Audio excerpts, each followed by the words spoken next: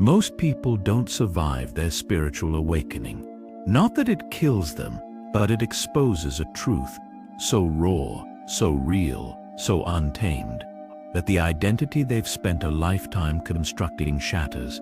Many retreat, grow numb, choosing to return to the illusion. For truth, real truth, doesn't liberate you first. It demolishes you. It pulverizes the chimeras you worshipped, the narratives you clung to, and the masks you wore for so long. They became your very skin. This is the rarely discussed aspect, the part omitted from all romanticized portrayals of enlightenment. A deafening silence, a psychic demise, a soul tremor that leaves you reeling in a world stripped of its meaning. We're told that awakening equals light, but that's only half the story. The other half resides in the shadows. The moment the veil lifts, your perception of the world begins to dissolve, not physically, but existentially.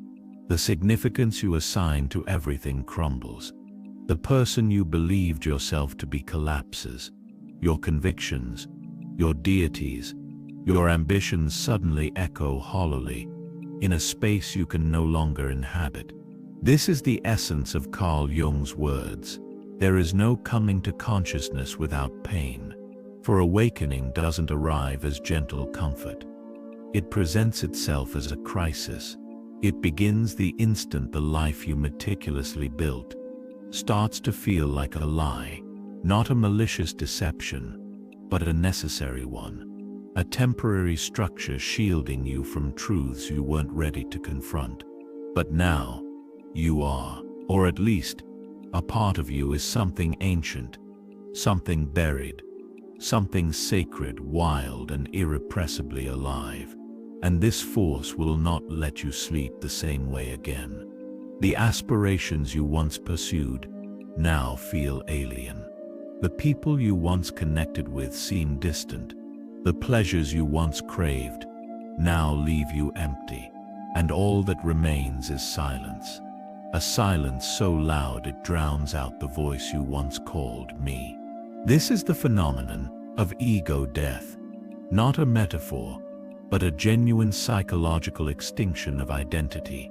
If you resist it, the pain will intensify. If you fight it, it will feel like madness. If you surrender, it will still tear you apart.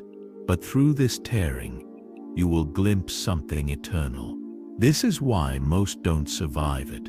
The old self doesn't fade quietly. It screams, clings, bargains. It assures you that what you feel is illusory, that you're depressed, delusional, and perhaps you are. But only because the map you were given was never meant to lead you to your true self. You were taught how to succeed, to conform, to fit in, but never how to be authentic, never how to descend, never how to turn inward and listen to the soul beneath the persona. Thus, this descent might resemble destruction, but in reality, it's a sacred invitation, an initiation, a spiral into the very source of your own transformation. You will be asked to let go of all that is illusory, every label, every disguise, every borrowed identity. You will lose things. You will lose people. You will lose versions of yourself you believed immutable, and you must release them. For if you cling, if you try to drag them into this new frequency, they will disintegrate in your hands. Understand that awakening doesn't offer you an improved version of your old life. It incinerates the old existence and waits in the ashes to see what, if anything, dares to be reborn. Yet most people turn back. They prefer comfort to truth, accolades to authenticity, the familiar cage to the unknown wilderness. For this wilderness is terrifying. It speaks a language the rational mind cannot translate. It asks you to feel, to stay, to hold your gaze when the mirror confronts you with what you sought to forget. It presents your shadow, not as an adversary, but as a long-lost part of you, pleading to come home. The part that raged, that cried, that manipulated, feared, controlled. The part that deprived of love, learned to survive without it. To fully awaken, you must now invite this part to your table. You must sit with your shadow and offer it something more powerful than fear, compassion. But this is an arduous task, for the shadow does not speak gently. It manifests through triggers, projections, and suffering. It reveals itself in your tendency to sabotage what you desire most. It resides in your jealousy, your defensiveness, your addictions, and until you turn towards it, you will remain trapped in the cycle. This is what most don't grasp. Awakening isn't the end of suffering. It's the beginning of confronting it, consciously, honestly, and radically. That's why so few make it through. Awakening demands everything from you. It asks for your grief, your rage, your silence. It demands your willingness to be reborn, with no guarantee of who you will become. It asks you to die while still alive, to lose your mind to find your soul, to watch the scaffolding collapse, and say yes regardless. And in that yes, everything begins. The descent doesn't demand your strength. It demands your surrender. And this is what terrifies the ego most. For the ego is built on control. Control of perceptions, emotions, narratives. It was forged to survive in a world that punishes vulnerability. But the soul, it doesn't concern itself with survival. The soul came here to become, and becoming necessitates dismantling. You must dismantle the armor, the stories, the structures that dictated who you should be. Only then can something true emerge, not from fear, but from essence. And that essence does not shout. It doesn't demand anything. It waits. It waits for the noise to subside, for the masks to slip, for the mind to exhaust itself with its own stratagems. Then it whispers, not in words, but through a deep, unmistakable ache for something more. Not more success, not more approval, but more truth, more wholeness, more life. This ache is not a mistake. It is not depression. It is not dysfunction. It is the call, the sacred signal that you are ready to leave the lie behind. But here's the truth. Most people hear the call and pretend it's nothing. They stifle it with achievements. They drown it in distraction. They medicate it with routine. Because answering this call means losing the world built on sand. And no one warns you how lonely that is. The first phase of awakening isn't beauty. It's exile. Exile from the familiar. Exile from the socially acceptable self.